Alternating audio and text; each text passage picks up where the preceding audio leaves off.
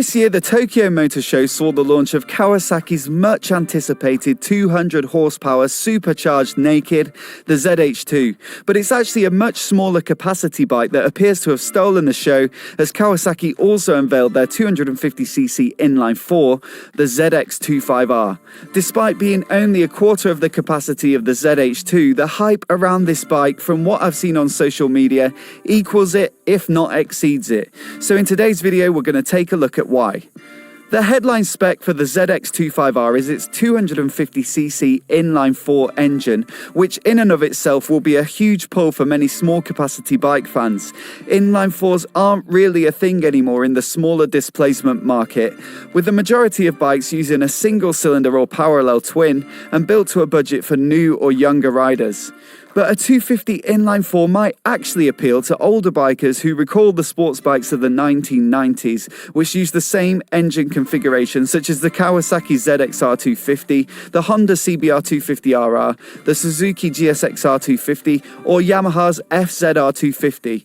Bike racing was super popular in Japan at the time, but getting a license for a bigger capacity bike was difficult, hence the development and popularity of these 250cc sports bikes. But the format was also popular elsewhere in the world, which is why the ZX25R appears to have been greeted with a warm welcome across the internet. It's rumoured to be capable of approximately 60 horsepower, which is quite something for a bike of this displacement, so it's safe to assume that it'll be extremely high revving, just like the 250s of the 1990s. The Kawasaki ZX-R 250 redlined at a screaming 19,000 RPM, for example.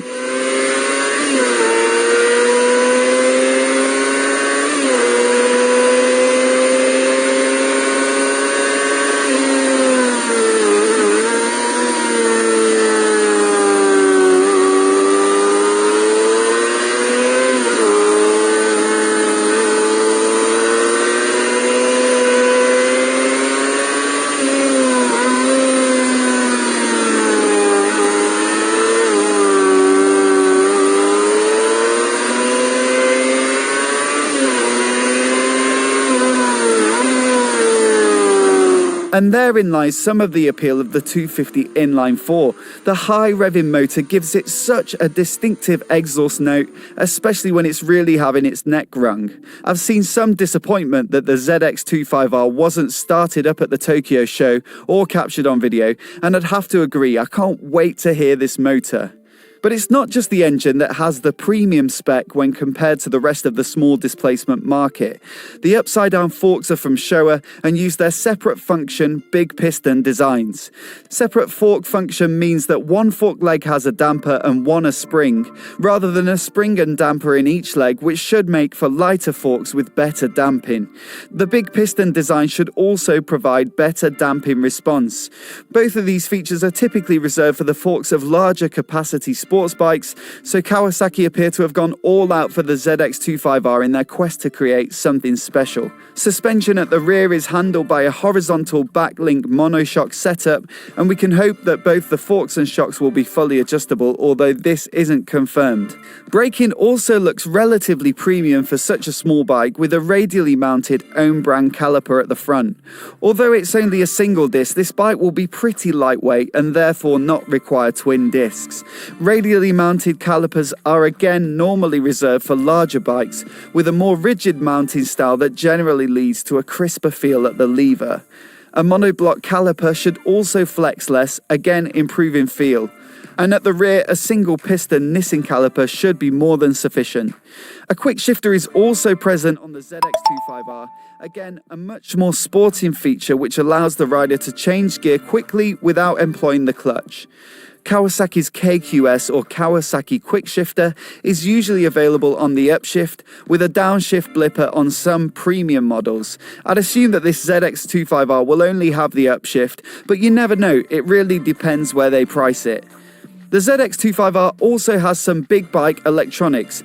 Throttle modes are present with a choice between full and low power, and these can be combined with traction control that typically has 3 modes on Kawasaki's bikes, as well as the option to fully disable it. So multiplied with the 2 throttle settings, the ZX25R ought to have 8 combinations to allow the rider to dial in their exact taste. ABS is also present as required on all new bikes, but there's no indication that it will be switchable. Aesthetically, the ZX25R has the looks of a much bigger bike than it actually is. It at least has the presence of the Ninja 400, as well as some of the styling cues like the twin horizontal headlights. But in many ways it looks more premium than that model. The upside down forks, radial front brake, underslung exhaust and cast aluminium swing arm all combine to give it more in common with the ZX6R than the Ninja 400 or 650.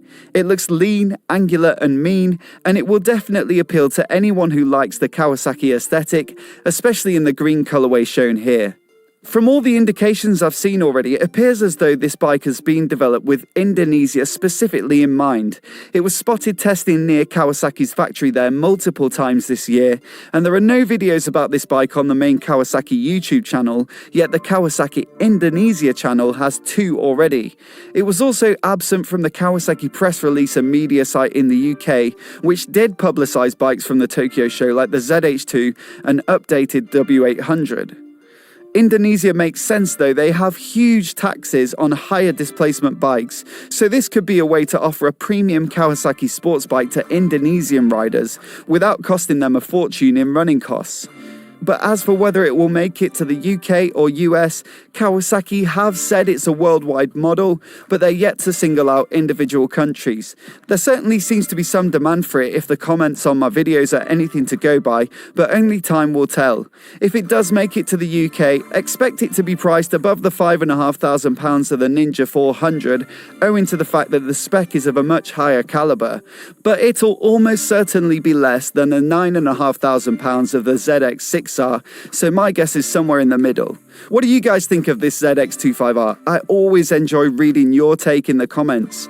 It looks awesome to me, especially as I'm too young to have experienced the 250cc inline 4s of the 90s, and it's always cool to see something new and a bit out there. Much like Triumph building the 2.5 litre cruiser in the Rocket 3, a 60 horsepower 250cc bike is something that Kawasaki didn't need to build, but they've gone and done it anyway. Let me know what you think down below. Would you pay more for one of these than the parallel twin of the Ninja 400? And if you're new here and you want to see more videos like this, hit subscribe and I'll see you next time.